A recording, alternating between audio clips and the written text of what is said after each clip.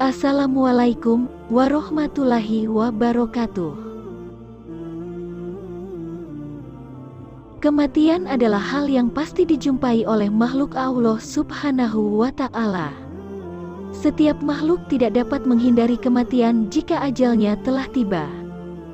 Allah Subhanahu wa Ta'ala berfirman, "Katakanlah, sesungguhnya kematian yang kamu hindari, sungguh pasti akan menemuimu. Kemudian kamu akan dikembalikan kepada Allah, Zat yang mengetahui sesuatu yang gaib dan yang nyata. Lalu Dia mengabarkan kepadamu apa yang telah kamu kerjakan." Quran Surah Al-Jumu'ah ayat 8.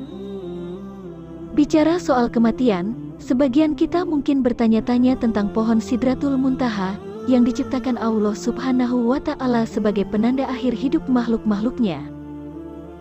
Lalu bagaimana bentuk pohon Sidratul Muntaha? Simak videonya sampai selesai agar tidak salah faham.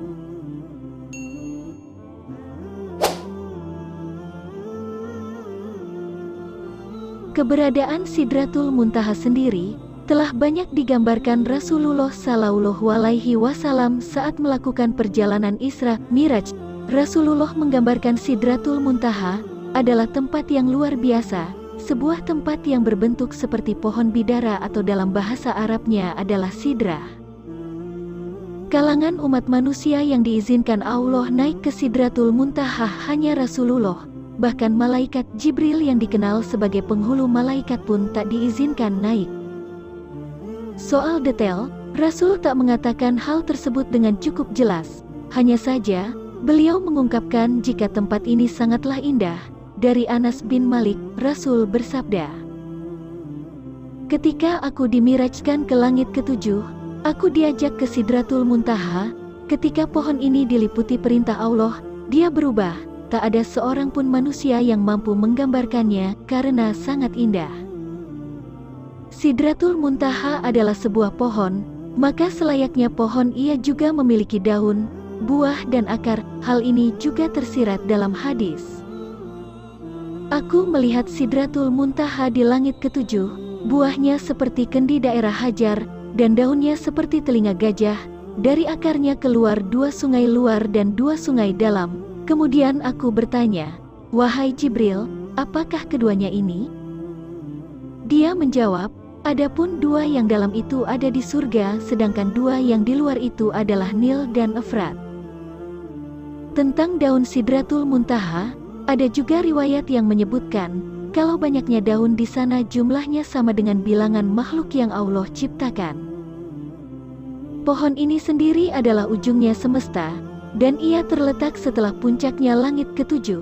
Hal ini juga ditegaskan oleh sebuah riwayat oleh Ibnu Mas'ud dari Rasul yang mengatakan bahwa Sidratul Muntaha adalah pangkal dari semua yang naik. Dari sini bisa disimpulkan jika pohon ini terletak di sebuah tempat yang sangat tinggi. Tak hanya itu, Sidratul Muntaha juga dikatakan sangat berdekatan dengan surga. Hal ini dijelaskan Allah pada firman-Nya, "Maka, apakah kamu musyrikin Mekah hendak membantahnya tentang apa yang dilihatnya itu? Dan sungguh, Muhammad telah melihatnya dalam rupanya yang asli pada waktu yang lain, yaitu di Sidratul Muntaha. Di dekatnya ada surga tempat tinggal." Muhammad melihat Jibril ketika Sidratul Muntaha diliputi oleh sesuatu yang meliputinya. Penglihatan Muhammad tidak menyimpang dari yang dilihatnya itu, dan tidak pula melampauinya. Sungguh, dia telah melihat sebagian tanda-tanda kebesaran Tuhannya yang paling besar. Quran Surah An-Najm ayat 12-18. Nah, sahabat Islamiyah, itulah sebagian gambaran dari Sidratul Muntaha. Keindahannya tak bisa digambarkan dengan detail, karena hanya Allah lah yang tahu. Tak sembarang makhluk yang bisa mengunjunginya. Peristiwa besar dan penting pun terjadi di sana. Fakta-fakta ini semoga bisa menambah keimanan kita kepada Allah Subhanahu wa Ta'ala. Ketakwaan adalah kewajiban yang diemban oleh seorang hamba. Walaupun ketakwaan adalah kewajiban, Allah akan membalasnya dengan kebaikan. Hal ini telah disebutkan dalam firman-Nya, "Dan sekiranya penduduk negeri beriman dan bertakwa, pasti kami akan melimpahkan kepada mereka berkah dari langit dan bumi. Tetapi ternyata mereka mendustakan ayat-ayat kami, maka kami siksa mereka sesuai dengan apa yang telah mereka kerjakan." Quran Surah Al-A'raf ayat 96. Wallahu a'lam bishawab.